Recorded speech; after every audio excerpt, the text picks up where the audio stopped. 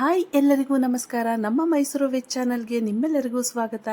ಇವತ್ತಿನ ನಮ್ಮ ರೆಸಿಪಿ ರುಚಿಯಾದ ಗರಿಗರಿಯಾದ ಈರುಳ್ಳಿ ಪಕೋಡ. ನೋಡೋದಕ್ಕೆ ಎಷ್ಟು ಚೆನ್ನಾಗಿ ಕಾಣಿಸ್ತಿದೆಯೋ ತಿನ್ನೋದಕ್ಕೂ ಕೂಡ ಅಷ್ಟೇ ತುಂಬ ಚೆನ್ನಾಗಿರುತ್ತೆ, ಕ್ರಿಸ್ಪಿ ಆಗಿರುತ್ತೆ. ನೀವು ಈ ರೀತಿ ಪಕೋಡನ ಮಾಡಿಕೊಂಡು ಎಷ್ಟೊತ್ತು ಇಟ್ಟರೂ ಸಾಫ್ಟ್ ಆಗೋದಿಲ್ಲ, ಅದೇ ಕ್ರಿಸ್ಪಿನೆಸ್ ಲಾಂಗ್ ಟೈಮ್ ಇರುತ್ತೆ. ಅಂಗಡಿಗಳಲ್ಲಿ ಸಿಗುವಂತಹ ಪಕೋಡ ಥರನೇ ತುಂಬ ಟೇಸ್ಟಿಯಾಗಿರುತ್ತೆ ಹಾಗೂ ಕ್ರಿಸ್ಪಿಯಾಗಿರುತ್ತೆ.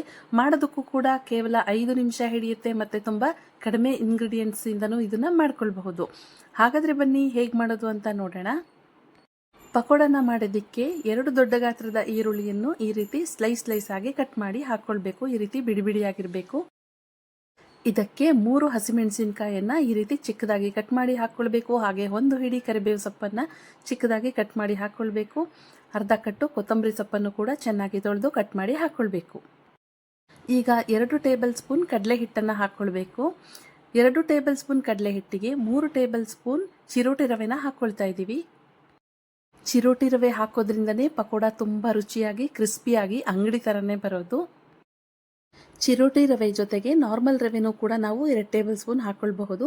ಈಗ ರುಚಿಗೆ ತಕ್ಕಷ್ಟು ಉಪ್ಪನ್ನು ಹಾಕೋತಾ ಇದ್ದೀವಿ. ಹಾಗೆ 1/4 table spoon red chilli powder, 1/4 table spoon ಅರಿಶಿನ ಪೌಡರ್ನ ಹಾಕಿ ಮೊದಲಿಗೆ ಈ ರೀತಿ ಮಿಕ್ಸ್ ಮಾಡ್ಕೊಳ್ಬೇಕು. ಈ ರೀತಿ ಮಿಕ್ಸ್ ಮಾಡ್ಕೊಳ್ಳೋದ್ರಿಂದ ಹಾಕಿರುವಂಥ ಎಲ್ಲ ಇಂಗ್ರೀಡಿಯೆಂಟ್ಸು ಚೆನ್ನಾಗಿ ಮಿಕ್ಸ್ ಆಗುತ್ತೆ.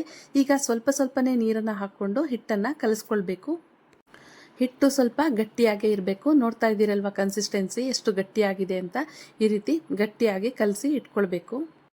ತುಂಬ ತೆಳು ಮಾಡ್ಕೊಳ್ಬಾರ್ದು. ನೋಡ್ತಾ ಇದ್ದೀರಲ್ವ ಈ ರೀತಿ ಇರಬೇಕು. ಈಗ ಪಕ್ಕದಲ್ಲಿ ಎಣ್ಣೆ ಬಿಸಿಯಾಗಿದೆ. ಗ್ಯಾಸ್ನ ಮೀಡಿಯಂ ಫ್ಲೇಮ್ನಲ್ಲೇ ಇಟ್ಕೊಂಡು ನಾವೀಗ ಪಕೋಡನ ಹಾಕ್ಕೊಳ್ತಾ ಇದ್ದೀವಿ.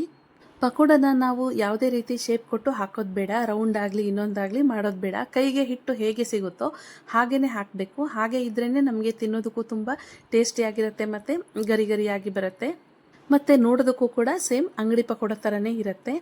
ನಾವು ಪಕೋಡನ ಹಾಕ್ಕೊಂಡ ತಕ್ಷಣ ಇದನ್ನು ಟರ್ನ್ ಮಾಡಬಾರ್ದು. 2 ನಿಮಿಷ ಒಂದು ಸೈಡ್ ಬೇಯೋದಕ್ಕೆ ಬಿಡಬೇಕು. ಒಂದು ಸೈಡ್ ಬೆಂದ ನಂತರ ಇನ್ನೊಂದು ಸೈಡ್ ನಾವು ಟರ್ನ್ ಮಾಡ್ಕೊಳ್ಬೇಕು. ನೋಡಿ ಕಲರ್ ಕೂಡ ಚೇಂಜ್ ಆಗಿದೆ. ಈಗ ನಾವು ಟರ್ನ್ ಮಾಡ್ಕೊಳ್ತಾ ಇದ್ದೀವಿ. ಮತ್ತು ಗ್ಯಾಸ್ನು ಕೂಡ ತುಂಬ ಹೈ ಫ್ಲೇಮಲ್ಲಿ ಇಟ್ಕೊಂಡು ಬೇಯಿಸ್ಕೋಬಾರ್ದು. ಹೈ ಫ್ಲೇಮ್ ಇಟ್ಕೊಂಡ್ರೆ ಮೇಲ್ಗಡೆ ಕಪ್ಪಾಗುತ್ತೆ, ಒಳಗಡೆ ಅರ್ಧಂಬರ್ಧ ಬೇಯುತ್ತೆ. ಸೊ ಅದಕ್ಕೆ ಮೀಡಿಯಂ ಫ್ಲೇಮ್ನಲ್ಲಿ ಬೇಯಿಸ್ಕೊಳ್ಳೋದ್ರಿಂದ ಮೇಲೆ ಒಳಗಡೆ ಎಲ್ಲ ತುಂಬ ಹದವಾಗಿ ಕ್ರಿಸ್ಪಿಯಾಗಿ ನಮಗೆ ಫ್ರೈ ಆಗುತ್ತೆ. ಈಗ ನೋಡಿ ಒಂದು ಬ್ಯಾಚ್ ರೆಡಿಯಾಗಿದೆ. ಈರುಳ್ಳಿ ಕಲರ್ ಕೂಡ ಗೋಲ್ಡನ್ ಬ್ರೌನ್ ಬಂದಿದೆ. ಈ ರೀತಿ ಬಂದ್ರೇ ಪಕೋಡ ಪರ್ಫೆಕ್ಟ್ ಆಗಿದೆ ಅಂತ ಅರ್ಥ. ಈಗ ನಾವು ಸೆಕೆಂಡ್ ಬ್ಯಾಚ್ ಪಕೋಡನ ಮಾಡ್ಕೋತಾ ಇದ್ದೀವಿ. ಇದನ್ನು ಕೂಡ ನಾವು ಮೀಡಿಯಂ ಫ್ಲೇಮ್ನಲ್ಲೇ ಇಟ್ಕೊಂಡು ಬೇಯಿಸ್ಕೊಳ್ಬೇಕು. ನೋಡಿ ಎಷ್ಟು ಚೆನ್ನಾಗಿ ಕಾಣಿಸ್ತಾ ಇದೆ. ಟೇಸ್ಟ್ ಕೂಡ ತುಂಬಾ ಚೆನ್ನಾಗಿರುತ್ತೆ. ಮತ್ತು ನಮಗೆ ಪಕೋಡ ಗರಿಯಾಗಿ ಬರಬೇಕು ಅಂದರೆ ನಾನು ಹೇಳಿದ ಹಾಗೆ ಚಿರೋಟಿ ರವೆಯಿಂದನೇ ತುಂಬ ಗರಿಯಾಗಿ ಬರೋದು. ಸೊ ಹಾಗಾಗಿ ಅದನ್ನು ಮಿಸ್ ಮಾಡಬಾರ್ದು. ನೋಡಿದ್ರಲ್ಲ ಎಷ್ಟು ಈಸಿಯಾಗಿ ಈರುಳ್ಳಿ ಪಕೋಡನ ಮಾಡೋದು ಅಂತ. ಇದನ್ನು ಊಟದ ಜೊತೆಗೆ ಸೈಡ್ ಡಿಶ್ ಆಗಿ ತಿನ್ನಬಹುದು ಅಥವಾ ಈವ್ನಿಂಗ್ ಕಾಫಿ ಟೀ ಜೊತೆಗೆ ಸ್ನ್ಯಾಕ್ಸ್ ಆಗಿ ತಿನ್ನಬಹುದು. ದೊಡ್ಡವ್ರಿಗೆ ಚಿಕ್ಕವ್ರಿಗೆ ಎಲ್ರಿಗೂ ತುಂಬಾ ಇಷ್ಟ ಆಗುತ್ತೆ.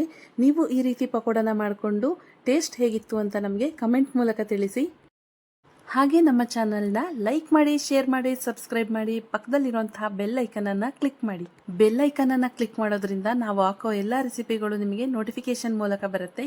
ನೀವು ವಿಡಿಯೋನ ಬೇಗನೆ ನೋಡಬಹುದು. Thank you.